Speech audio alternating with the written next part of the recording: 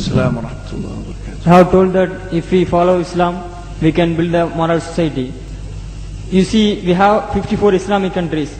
Even we have 95% Muslims over there. They follow Islam only. Why we can't build moral society in those countries? Like Pakistan, Afghanistan, they have a civil war between the fight between the Shias and Sunni Muslims. Why we can't build moral society over there, even though they have follow Islam? We have 95 Muslims over there. That is, you have told that if we follow Islam. No, you mean to say that Afghanistan, Pakistan, these countries are following Islam, but there's still civil wars and fighting amongst Muslims like Shia and Sunni?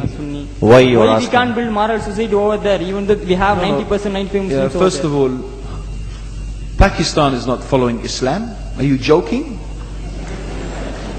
I'm saying not Pakistan have 90% Muslim. Muslim means follow Islam. But Muslim, what Muslim? What Muslim? I remember 15 years ago, it's not today and I heard it's worse, 15 years ago I remember going to a wedding in Pakistan. A wedding where men and women were mixing freely. Where the bride was dancing on the stage with all the male members of the family dancing on the stage. I am sure somewhere around, we probably hidden in a corner then, but I hear now it's open, drinking alcohol. What Muslim are we talking about? This was 15 years ago. Now I hear it's even worse. Oh yes, they're Islam. When the bride and the groom are walking to the car, they're holding the Quran over their head for blessing. That Islam? That's not Islam. What Islam is that? That's exactly the thing I'm talking about. That's why Muslims are in such a mess. Because of this nonsense, this hypocrisy, actually they are insulting the Quran by doing that. Amongst all of this haram, they think that the Quran, holding it over their head, is going to bless them because they're holding it. What is that? Where did they get this from? So, I don't know what we're talking about. In fact, this is the problem. You see, the Muslim world itself is so far from Islam. So many you find here in India.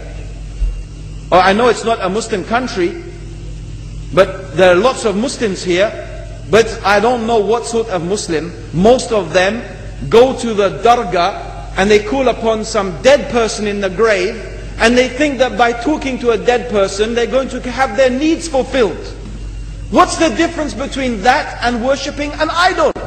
There's no difference, believe me. It's shirk. I've seen it myself with my own eyes. I'm praying in the masjid. The adhan goes. The people are praying in the masjid. And the people in the dargah are not coming to the mosque to pray. They're still going around the dargah and making all their whatever the things they do. What's that? That's not Islam. You go to many countries.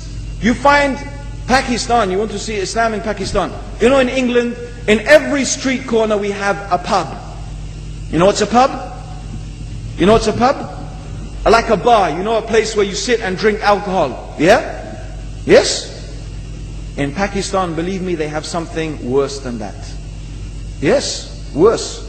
On every street they have a picture of a palm. Everywhere you see it, hanging from the windows. They have the picture of a palm. What's that advertising? Something worse than drinking alcohol. An invitation to disbelieve in Allah. That they're going to read your hand and tell your fortune. Shirk. It's shirk. Whoever believed, the Prophet said, sallallahu alayhi wasallam, whoever visits a fortune teller out of curiosity, Allah will not accept their prayers for 40 days. Whoever believes in the fortune teller has disbelieved in Allah and His Messenger. That includes, by the way, horoscopes. Yet and you see in Pakistan a picture everywhere of a hand.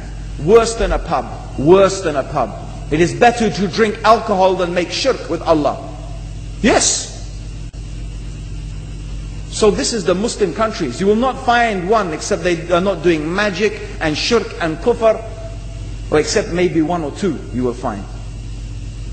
So this is the state of the Muslims. So no wonder we're in the confusion and the chaos. So these are not good examples. And this is really, in fact, the very reason that I'm saying why we are in such a big mess.